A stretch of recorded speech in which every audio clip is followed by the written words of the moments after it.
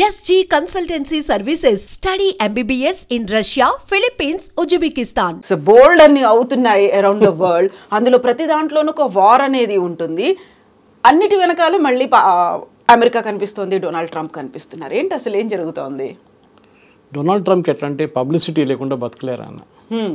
ఆయన 100% publicity man అన్నమాట. అది షో మ్యాన్ అంటారు ఇంగ్లీష్లో. అది ఎలక్షన్లో చూస్తుంటారు. ఎలక్షన్లో ఒక అసాసినేషన్ అటెంప్ట్ జరిగినప్పుడు కూడా టిపికల్ షో మ్యాన్ అటాక్ లాగా ఫిస్ట్ రేజ్ చేసి సెల్యూట్ చేసి I'm going to fight on అని చెప్పి ఒక మూడు తీసుకొచ్చారనమాట. కానీ ఎలక్షన్ గెలిచిన తర్వాత ఆయన ఇచ్చిన వాగ్దానాల్లో దాన్ని ఒక్కొక్క ఇంప్లిమెంట్ చేసుకొని పోవడానికి చాలా ప్రాబ్లం అవుతుంది ఆయన. ఒకటి ట్రేడ్ డీల్స్, మన అందరికి తెలుసు, చైనాతో కానీ యూకేతో కానీ మిగతా రాష్ట్రం ఈవెన్ మెక్సికో, కెనడా వాళ్ళ దగ్గరున్న ఇద్దరు నేబర్స్కి మన దేశంతో కూడా టాక్స్ నడుస్తున్నాయి. కానీ అన్నిట్లో అంత ఫేవరబుల్గా లేరు. మెయిన్గా ట్రంప్ లాజిక్ ఏముండంటే మేక్ అమెరికా గ్రేట్ అగైన్ అనే కాన్సెప్ట్ తీసుకొచ్చారు మాగా. దాంట్లో అంటే అమెరికాలో మ్యానుఫ్యాక్చరింగ్ బేస్ని రిటర్న్ తీసుకురావడం. బేసిక్లీ అంటే అమెరికాలో స్టీల్ ఫ్యాక్టరీల ముందు చాలా ఉండేది. స్టీల్ అనేది లీడింగ్ ప్రొడ్యూసర్ అమెరికా ఉండే. ఇప్పుడు అమెరికా దగ్గర ఒక్క కంపెనీ కూడా మర్యాదగా స్టీల్ ప్రొడ్యూసర్స్ ఒక్క కంపెనీ కూడా లేదు. అక్కడిక్కడ ఏదో చేసుకుంటున్నారు కానీ స్టీల్ ప్రొడక్షన్ మొత్తం చైనాకి మారిపోయింది కంప్లీట్గా. కార్ మ్యానుఫ్యాక్చరింగ్ చాలా మటుకు యుఎస్ కార్ క్యాపిటల్గా ఉండే. చాలా మీరు 40-50 సంవత్సరాల ముందు తీసుకుంటే అక్కడి నుంచే కార్లన్నీ వచ్చేది ముందు. దాని తర్వాత జాపనీస్ వచ్చారు, కొరియన్స్ వచ్చారు, చైనీస్ వచ్చారు, మెక్సికన్ అండ్ కెనడా నుంచి పార్ట్స్ రావడం మొదలుపెట్టింది. యుఎస్ కార్ కంపెనీలకి కాస్ట్ అంటే వాళ్ళు ప్రొడ్యూస్ చేసే కార్కి విలువ ఎక్కువైపోయింది. ఎవరు కొనలేకపోతున్నారు. అదే టైంలో చైనాని తెచ్చుకుంటే మీరు డ్యూటీ వేస్తే కూడా ఇంకా చీప్ పడుతుంది వాళ్ళకి. ఎక్కడి నుంచి కొంటారు? న్యాచురలీ కన్స్యూమర్ చైనా కార్ తీసుకుంటారు, లేకుంటే ఈవెన్ మెక్సికన్ కార్ తీసుకుంటారు, కెనడా నుంచి వచ్చే కార్ కూడా తీసుకుంటారు. సో అమెరికాకి మ్యానుఫ్యాక్చరింగ్ రావట్లేదు. ట్రేడ్ డీల్స్ చేసుకుంటున్నారు, కరెక్ట్. ట్రేడ్ డీల్స్ ఏంటి? ఇండియా నుంచి పంపించే ఒక 30 ప్రోడక్ట్స్కి 5% ఉంటే వాళ్ళు మన వైపు కూడా 5% వేస్తారు. మనం 0% వేస్తే అక్కడి నుంచి కూడా 0% వేస్తారు. కానీ అమెరికా నుంచి వచ్చే ప్రోడక్ట్ని నేను ఎందుకు కొనాలి? అదొక కాన్సెప్ట్ వస్తుంది. ఇప్పుడు ఫార్మ్ ప్రోడక్ట్స్ ఉంది వాళ్ళది. మనం కార్న్ తీసుకుందాం, జొన్నలు. ప్రాబ్లం ఎక్కడ వస్తుందంటే ఈ కాస్ట్ ఆఫ్ ప్రొడక్షన్ వాళ్ళు చాలా ఎక్కువ అమెరికాలో. సో వాళ్ళు ఏం చేస్తారు? గవర్నమెంట్ సబ్సిడీ ఇస్తారు. మన దగ్గర కూడా ఇస్తారు. అమెరికా ఏం ఆర్గ్యూ చేస్తున్నా అంటే మీరు ఇండైరెక్ట్ సబ్సిడీ ఇస్తున్నాం, మేము డైరెక్ట్ సబ్సిడీ ఇస్తున్నాం. మీరేం చేస్తారు? నీళ్ళు ఫ్రీ ఇస్తున్నారు, కరెంటు ఫ్రీ ఇస్తున్నారు, దాని తర్వాత మినిమం సపోర్ట్ ప్రైస్ ఇస్తున్నారు, ఫర్టిలైజర్ ఫ్రీగా ఇస్తున్నారు. అన్నీ ఇచ్చిన తర్వాత కూడా మిగతా సబ్సిడీస్ కూడా ఇస్తున్నారు మీరు. మేము డైరెక్ట్ క్యాష్ ఇంత ప్రొడ్యూస్ చేస్తున్నాం, దాని మీద సబ్సిడీ ఇస్తున్నాం మేము. మా దగ్గర మిగతా ఫ్రీలు ఏం లేవు. సో సబ్సిడీ టు సబ్సిడీ కొట్టుకుంటున్నాం మనం. అదే ప్రాబ్లం చైనాతో ఉంది. చైనాలో చైనీస్ గవర్నమెంట్ అక్కడున్న కంపెనీలకి చాలా హెవీలీ సబ్సిడైజ్ చేస్తుంది. అది ల్యాండ్ ఉండొచ్చు, పవర్ ఉండొచ్చు, నీళ్ళు ఉండొచ్చు, మిగతా ల్యాండ్ ఏదైనా కానివ్వండి చాలా మటుకు డిస్కౌంట్ ఇస్తారు వాళ్ళు. ఇప్పుడు BYD లాంటి కంపెనీ తీసుకోండి, కార్ మ్యానుఫ్యాక్చరింగ్, వాళ్ళకు కూడా చాలా మటుకు ఇన్సెంటివ్స్ ఇచ్చారు. దాంతో ఏమైతే గవర్నమెంట్ సపోర్ట్ వచ్చినప్పుడు ఇమీడియట్గా కాస్ట్ పర్ కార్ తగ్గిపోతుంది, యూనిట్ కాస్ట్. వాళ్ళు ఈజీగా యూరోప్లో కానీ అమెరికాలో అమ్ముకుంటున్నారు. కానీ ఎన్ని రోజులు నడుస్తుంది? చైనీస్ డామినెన్స్ అనేది వాళ్ళని చూస్తారంటే ఫస్ట్ ఒక మార్కెట్కి వెళ్తారు, మొత్తం డామినేట్ చేసిన తర్వాత మార్కెట్ మొత్తం ధ్వంసం చేసిన తర్వాత వాళ్ళు ప్రైస్ లెక్కిస్తారు. అప్పుడు మిగతా కాంపిటీటర్స్ ఉండరు, ఎవరు ఉండరు. సో యూఎస్ కూడా అదే జరిగింది. కానీ ట్రంప్ ఏమంటున్నారంటే నేను వచ్చిన తర్వాత నేను మ్యానుఫ్యాక్చరింగ్ తీసుకొస్తాను, కానీ చేయలేకపోతున్నాను. సో ఆయనకి ఒక డైవర్షన్ కావాల్సి వచ్చింది. అంటే ఈ డీల్స్ నడుస్తుంది, ఇప్పుడు డీల్స్ సైన్ చేయకుండా డీల్స్తో ఏం రాదు ఆయనకి, మ్యానుఫ్యాక్చరింగ్ రాదు, కొన్ని బిజినెస్ కొన్ని రావచ్చు, 10% రావచ్చు అంతే. సో ఈ యుద్ధాలు మొదలైనవి. ఫస్ట్ రాగానే అన్నారు నేనుంటే యుక్రెయిన్ రష్యా యుద్ధం అసలు నడవదు, మొత్తం బంద్ చేసి పడేస్తా అన్నారు. నేను బైడెన్ ఉండే ఈ వారంతా మొదలైంది, నేను గిట్ట ఉంటుండే ఈ వారం అసలు మొదలు కూడా కాకుండేది. కానీ ఏం చేశారు? పుటిన్తో మాట్లాడారు 2-3 సార్లు, 2 hours 2 గంటల సేపు కూడా మాట్లాడారు, ఏం కాలేదు. పుటిన్ ఇంకా బాంబులు వేస్తున్నారు, యుక్రెయిన్ ఇటువైపు డ్రోన్లు కొడుతున్నారు, అన్నీ నడుస్తున్నాయి. దాని తర్వాత భారత్ పాకిస్తాన్కి వచ్చాం. భారత్ పాకిస్తాన్లో గొడవ నడిచినప్పుడు 4వ రోజు నేనే చేపించాను, నేనే ట్రేడ్ డీల్ చేపించాను అదని చెప్పి పెద్ద స్టేట్మెంట్ ఇచ్చారు.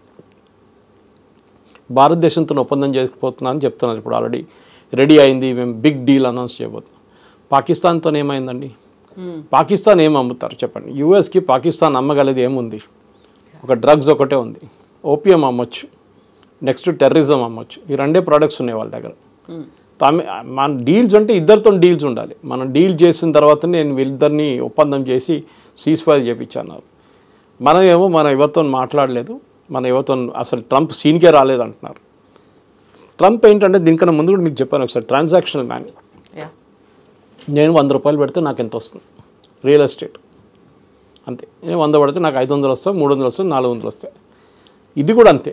ఆయన ఏమంటున్నాడు, నేను ఇంత ఎఫర్ట్ పెట్టినప్పుడు, నేను ఇన్ని పని చేసినప్పుడు నాకేమైనా కావాలి కదా, హిస్టరీలో ఎవరైనా గుర్తుపెట్టుకోవాలి కదా నన్ను.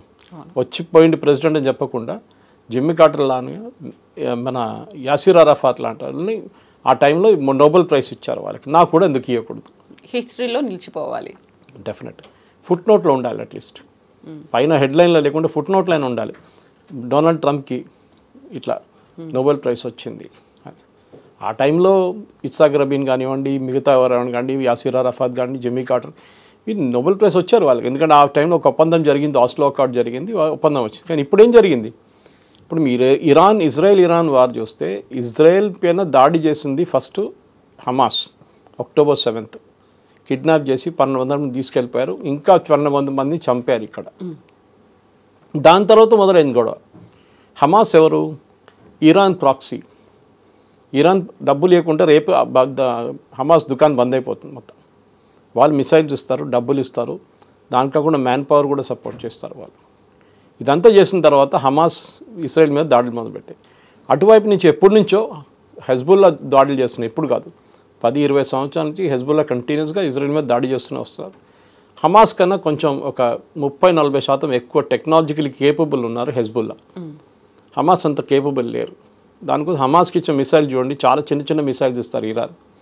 డౌట్ ఉంది వీళ్ళు ఫైర్ చేయగలరా లేదా అని చెప్పి. హెజ్బుల్లా అది కాదు, హెజ్బుల్లా హైలీ ట్రైన్డ్ ఫోర్స్ అన్నమాట.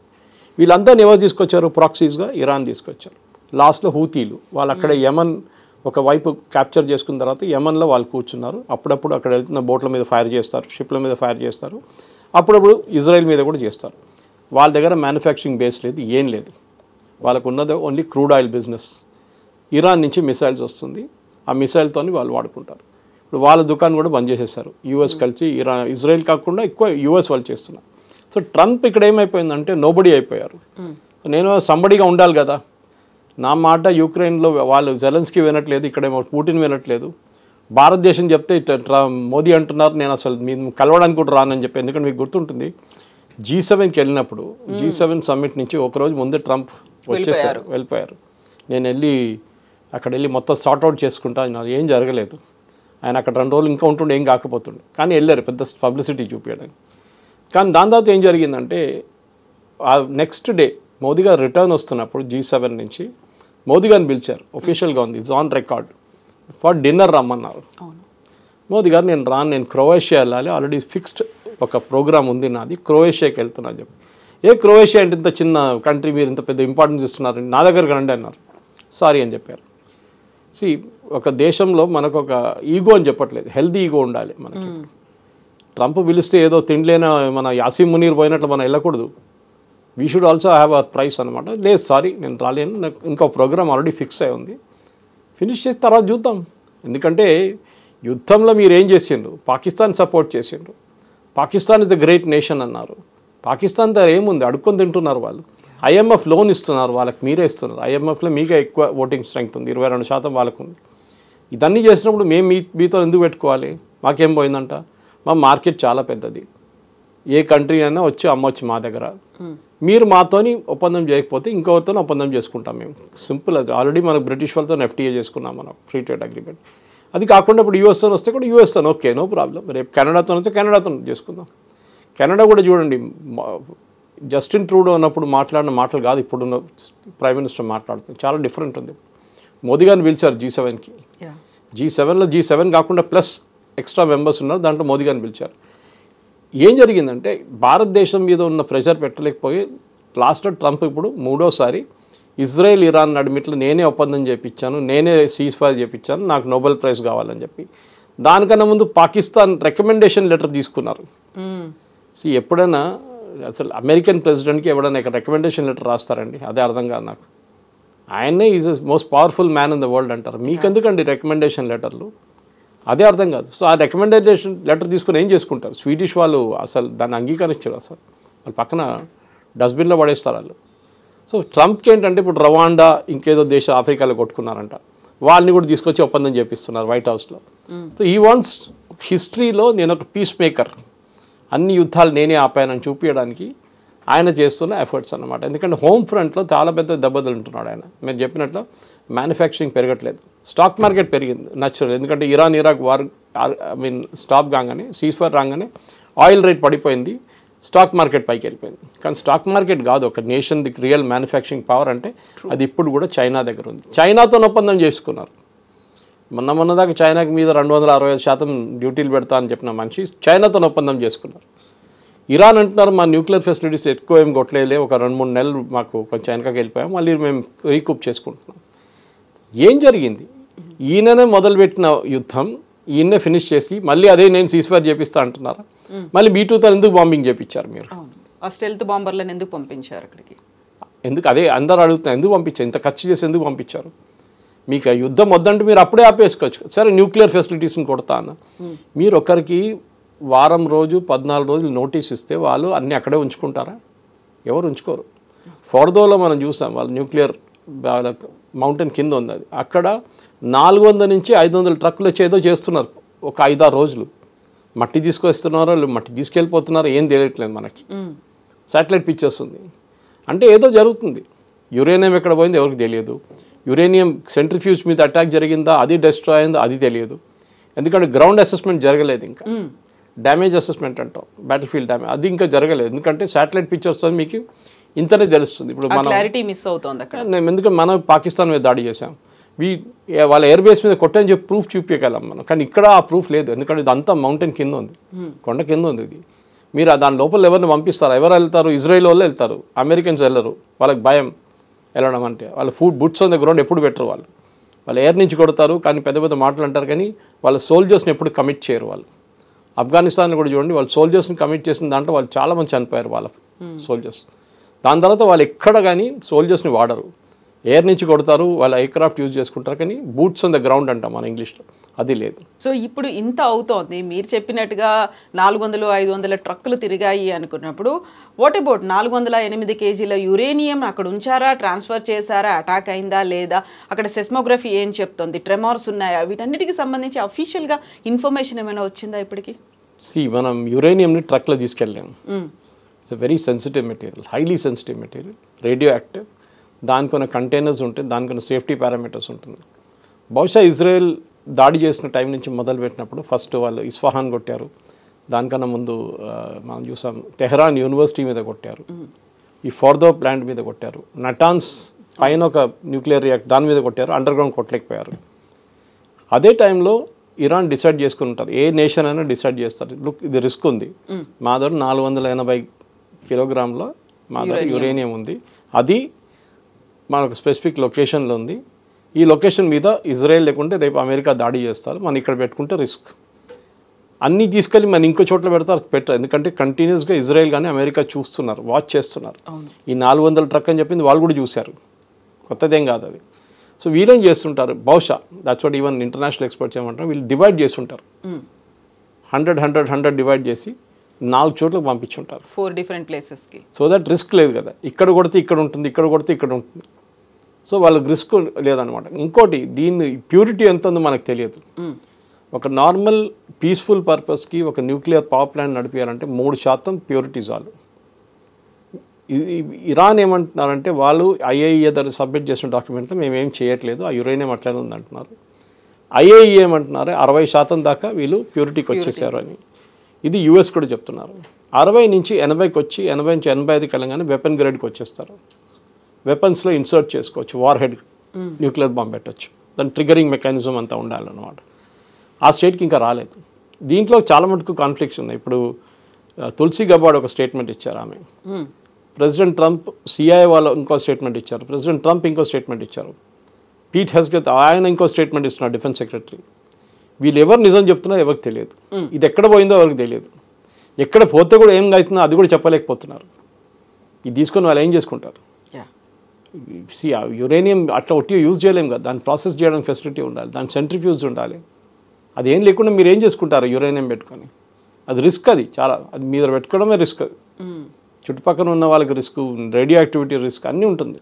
రేపు దాని మీద బాంబింగ్ జరిగింది అనుకోండి, మట్టి చెర్నోబిల్ లాగా అయిపోతుంది మొత్తం, లేకుంటే ఫుకుషిమా లాగా అయిపోతుంది జపాన్లో జరిగిన డిజాస్టర్. సో ఇప్పుడు ఈ ఇష్యూలో ఏం జరిగి ఉంటుందంటారు? ఇప్పుడు ఇరాన్ మళ్ళీ ట్రంప్ దగ్గరికి వెళ్ళారు, ఆ తర్వాత ఒక చర్చల కోసం ఆహ్వానించారు. ఆ ట్రంప్ చెప్పిన తర్వాత సీజ్ ఫైర్ అనేది, సీజ్ ఫైర్ కూడా ఇజ్రాయెల్ ఒప్పుకోలేదు, మళ్ళీ అటాక్స్ అనేవి చేస్తూ వచ్చాయి. ఇప్పటికైతే కొంచెం టెంపరీగా ఒక పాజ్ బటన్ ప్రెస్ చేసి ఉంచారు అనుకున్నప్పుడు ఎన్పిటి సైన్ ఇరాన్ దాని నుంచి విత్డ్రా చేయబోతున్నారు. Nuclear non proliferation treaty, nuclear non proliferation treaty నుంచి విత్డ్రా చేస్తున్నారు.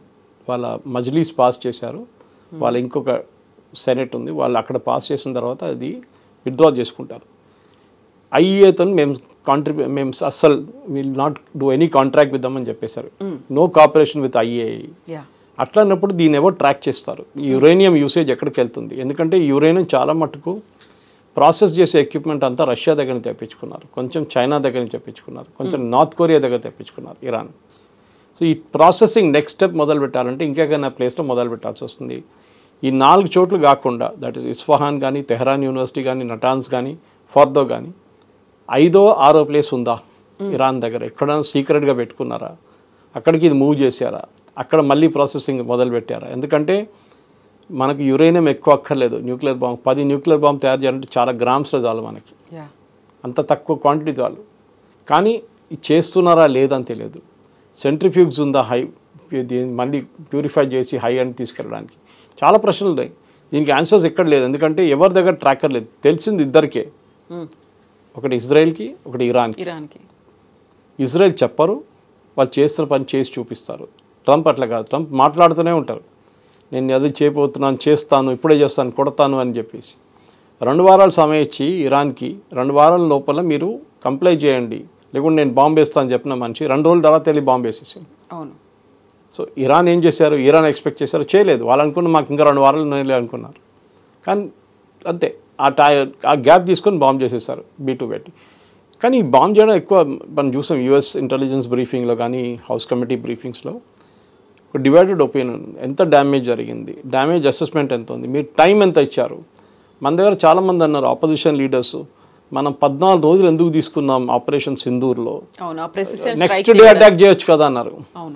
నెక్స్ట్ డే అటాక్ చేయలేము, ఎందుకంటే మనం ఎక్కడ కొడుతున్నాం అని చెప్పలేదు వాళ్ళకి. ఇంకా మనం టెర్రర్ క్యాంప్స్ మీద కొడుతున్నాం అనేది జరిగిన తర్వాత వాళ్ళకి తెలిసింది, కొట్టామని చెప్పి మనం ఇన్ఫార్మ్ చేసాం వాళ్ళని. That as per international protocol. మేము మిమ్మల్ని కొట్టలేదు, మీ టెర్రర్ క్యాంప్స్ని కొట్టామని చెప్పి మా స్పోక్స్ పర్సన్ కూడా చాలా క్లియర్గా చెప్పారు. కానీ పాకిస్తాన్ ఏం చేశారు? మన మీద దాడి చేశారు. యుఎస్ కూడా అంతే. ఇప్పుడు ఇజ్రాయెల్ అండ్ ఇరాన్ కొట్టుకున్నప్పుడు యుఎస్ ఎందుకు వచ్చారు? ఎందుకంటే ఇజ్రాయెల్ చెప్పారంటే బంకర్ బస్టర్ తీసుకొచ్చి మీరు నటాన్స్ కానివ్వండి, నటాన్స్ బేస్మెంట్లో ఇంకోటి మెయిన్గా ఫర్దోలో బేస్మెంట్ కొట్టండి, అది మౌంటైన్ కింద ఉంది, అది కొట్టండి అని. సరే కొట్టారనుకోండి, ఏమైంది దాని తర్వాత? అది వాళ్ళు ఇచ్చేస్తారు, రావట్లేదు బయటికి. ఇన్ఫర్మేషన్ ఎందుకు చెప్పాలి? అది చెప్పరు, ఇరాన్ చెప్పరు, అసలు ఎవరు చెప్పరు. ఈవెన్ ఇజ్రాయెల్ కూడా చూడండి, వాళ్ళ దగ్గర జరిగిన డ్యామేజ్ చాలా మటుకు సివిలియన్ డ్యామేజ్ చాలా జరిగింది ఈసారి. హాస్పిటల్స్ మీద కూడా, హాస్పిటల్ మీద అదే బయట చెప్పరు. అక్కడెక్కడ ఫోటోలు వీడియోలు కనిపిస్తాయి కానీ మీకు నంబర్స్ ఎప్పుడు చెప్పరు.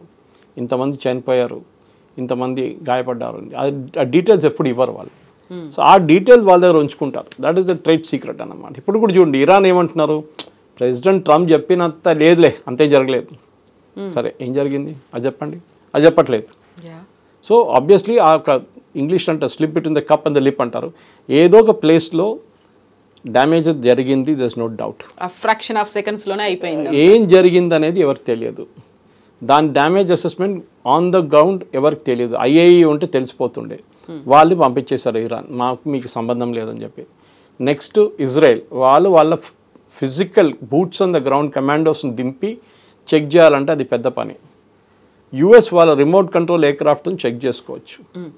ఎయిర్ సుపీరియారిటీ ఉందంటున్నారు, అట్లంటే మీరు ప్లేన్లు పంపించి చెక్ చేసుకోవచ్చు ఏదైనా యురేనియం డిశ్చార్జ్ నడుస్తుందా అనేది. మోస్ట్లీ కొండ కింద ఉన్న దాంట్లో అక్కడే ఉండిపోతుంది యురేనియం లీకేజ్ ఏమైనా ఉంటే. దాని రెండు రీజన్స్ ఉన్నాయి అక్కడ పెట్టిన దానికి. ఒకటి సేఫ్టీ, సెక్యూరిటీ. ఇజ్రాయెల్ అటాక్ చేస్తే మేము అమెరికా అటాక్ చేస్తే కూడా చాలా డిఫికల్ట్ ఉంది. రెండోది ఫిజికల్ సేఫ్టీ. అది ఎక్స్పోజ్ అయింది అనుకోండి, లేకుంటే యురేనియం మీద లీక్ అయితే అక్కడే కంటైన్ అయిపోతుంది అదే ఏరియాలో. మీరు సిమెంట్ వేసేసి బంద్ చేసేస్తే అయిపోతుంది. నెక్స్ట్ మీరు 1000 సంవత్సరాలు 2000 సంవత్సరాలు అక్కడ వెళ్ళారు దాని దగ్గరికి, కానీ పోనీయండి అక్కడ ఉండిపోయింది కదా అది. దాని చుట్టుపక్కల మనుషులు ఎవరు లేరు, జనావాసాలు లేవు, నీళ్లు పొల్యూషన్ జరగదు అసలు.